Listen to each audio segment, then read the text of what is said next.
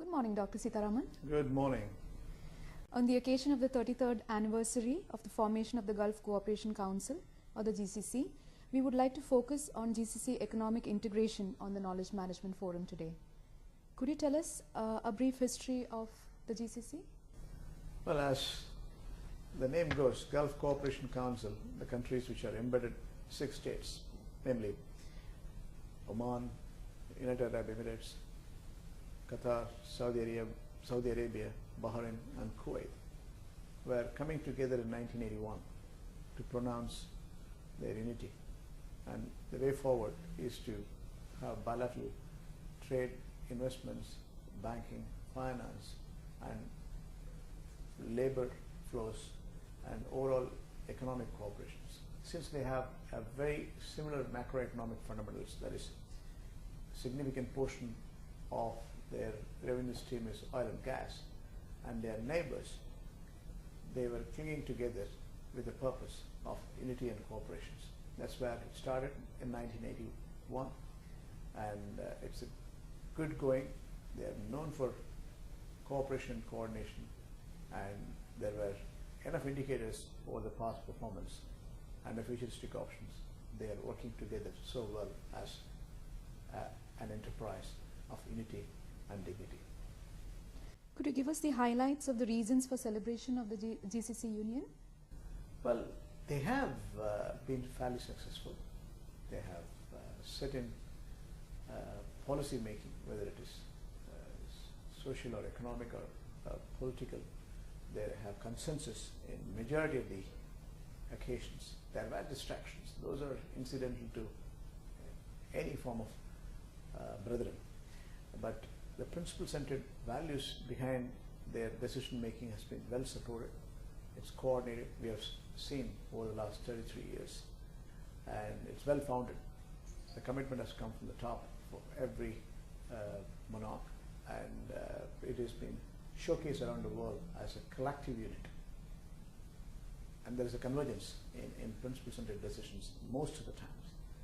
And we have a customs union, we have good trade flows, we have, and again, macroeconomic similarity in terms of the revenue model, diversification of structure solution, now social progression, and also economic progressions. So the more we see it, they have convergence in real respects, social, economic, political side, and that deserves a celebration. Could you help us understand the rationale for economic integration in the GCC? Economic integration is a must because you can only gain. Your intra-GCC trade will go up because proximity and human capital investments, exchange of labor, and they're all backed up by hydrocarbon and also huge amount of expatriate labor force. When it comes to optimizing the resources, the model is tested and proven, and the economic integration comes out of GCC Union, whether it's labor or banking side, or for that matter, customs side. Customs side, still there are issues, but definitely they are marching ahead. And central bankers are coming together time and again. Intra-Arab, intra-Gulf regional investments in terms of hydrocarbon as well as non-hydrocarbon has been rightly getting in the due direction. What are the key areas where GCC economic integration has worked? It has worked in terms of oil and gas. We have seen classic examples of electricity. There's a national grid, the GCC national grid, where electricity has been as connected resources, and we have reasons to believe that is embedded across the GCC. The power grid is also shaping up in full scale. We have customs union talked about in 2003, but it's going to be fully action in 2015. That's coming year. And there were hurdles in terms of, there is a bumpy ride in terms of dumping or tariffs. Now we have a unified customs tariff, 0.5%. And there is also the industry specifics. If you look at it in the oil and gas side, Dolphin Energy is being talked about. there are other projects which are going to further connect GCC. Could you tell us about the developments that can promote economic integration in GCC?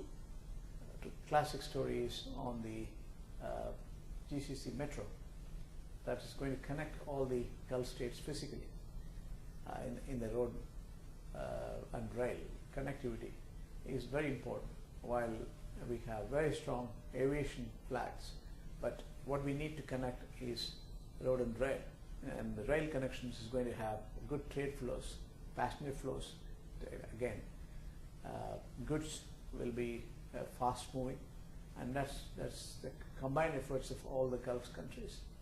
And once we execute customs union in full scale, including certain policy frameworks for dumping or protection, which are quite specifics, then for certain states, then if you unify it, then the gross welfare for the GCC will be more. Dolphin Energy is a classic story where gas supply has been going from Qatar to UAE and Oman. We'll have a much better cooperation in the coming days by having a celebration of 2022 or Expo in 2020. So all this are a feather in the cap. Could you also give us the latest updates on the GCC Customs Union? Customs Union has been well thought about way back in 2003, while political union has been identified as an ensuing vision. But the Customs Union had to go through stagnations on account of policy pronouncement depending upon the size and substance of each country. There are big countries like Saudi Arabia where over 50% of the GDP comes in, nearing 50% I should say, of the gross block of the Gulf states. At the same time, there is a very small country like Bahrain, and then comes, irrespective of geography, the economic similarity, if you look at it, it's all the oil and gas. And some countries are producing more economic momentum. So the identification of the trade flows is very vital. How are we going to fix the transportation, how we are going to charge unified tariffs, how we are going to have protection in terms of consumerism and tariffs, and how are we going to make sure the copyrights are protected, how are we going to make sure the dumping is measured and managed and controlled, overflow of goods, underflow of trade, or overflow of trade. These needs to be unified in terms of policy framework, which they will iron out by this year.